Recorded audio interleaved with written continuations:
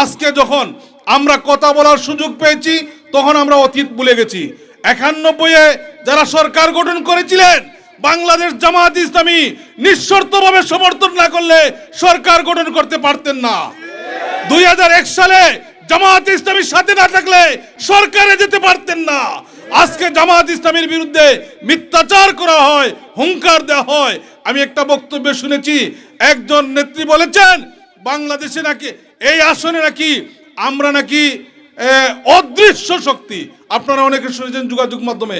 আমি আপনাদের কাছ থেকে জানতে চাই, আমরা বিগত 17 বছর অদৃশ্য শক্তি ছিলাম না, আমরা বিগত 17 বছর দৃশ্যমান ছিলাম। আমরা বিশ্বনাথের রাজপথে বিশ্বনাথের সর্বস্তরের মানুষের অধিকার প্রতিষ্ঠার জন্য আন্দোলন সংগ্রাম করেছি। আমরা স্বেচ্ছায় কারাবরণ করেছি, আমরা জুলুম নির্যাতনের শিকার হয়েছি। আমাদের প্রিয় ভাই গোলাম রব্বানীকে গুলি করে হত্যা করা হয়েছে। আমরা অদৃশ্য শক্তি নয় কখনো, আমরা সব সময় দৃশ্যমান। বাংলাদেশ জামাত ইসলামী অদৃশ্য শক্তি নয়, বাংলাদেশ জামাত ইসলামী দৃশ্যমান। আর দৃশ্যমান হওয়ার কারণে আজকে জামাত ইসলামীর জোয়ার দেখে, গণজোয়ার দেখে, দাঁড়িপাল্লার গণজোয়ার দেখে আজকে জামাত ইসলামীর বিরুদ্ধে আবুল তাবুল মিথ্যাচার করা হচ্ছে। আজকে যখন আমরা কথা বলার সুযোগ পেয়েছি তখন আমরা অতীত ভুলে গেছি। 91-এ যারা সরকার গঠন করেছিলেন, বাংলাদেশ জামাত ইসলামী নিঃশর্তভাবে সমর্থন না করলে সরকার গঠন করতে পারতেন না। 2001 সালে জামাত ইসলামীর সাথে না থাকলে সরকারে যেতে পারতেন না। আজকে জামাত ইসলামীর বিরুদ্ধে মিথ্যাচার করা হয়, হুঙ্কার দেওয়া হয়। আমি একটা বক্তব্য শুনেছি, একজন নেত্রী বলেছেন বাংলাদেশে নাকি এই আসনে নাকি আমরা নাকি অদৃশ্য শক্তি।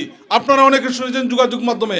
আমি আপনাদের কাছ থেকে জানতে চাই, আমরা বিগত 17 বছর অদৃশ্য শক্তি ছিলাম না, আমরা বিগত 17 বছর দৃশ্যমান ছিলাম। আমরা বিশ্বনাথের রাজপথে বিশ্বনাথের সর্বস্তরের মানুষের অধিকার প্রতিষ্ঠার জন্য আন্দোলন সংগ্রাম করেছি। আমরা স্বেচ্ছায় কারাবরণ করেছি, আমরা জুলুম নির্যাতনের শিকার হয়েছি। আমাদের প্রিয় ভাই গোলাম রব্বানীকে গুলি করে হত্যা করা হয়েছে। আমরা অদৃশ্য শক্তি নয় কখনো, আমরা সব সময় দৃশ্যমান। বাংলাদেশ জামাত ইসলামী অদৃশ্য শক্তি নয়, বাংলাদেশ জামাত ইসলামী দৃশ্যমান। আর দৃশ্যমান হওয়ার কারণে আজকে জামাত ইসলামীর জোয়ার দেখে, গণজোয়ার দেখে, দাঁড়িপাল্লার গণজোয়ার দেখে আজকে জামাত ইসলামীর বিরুদ্ধে আবুল তাবুল মিথ্যাচার করা হচ্ছে।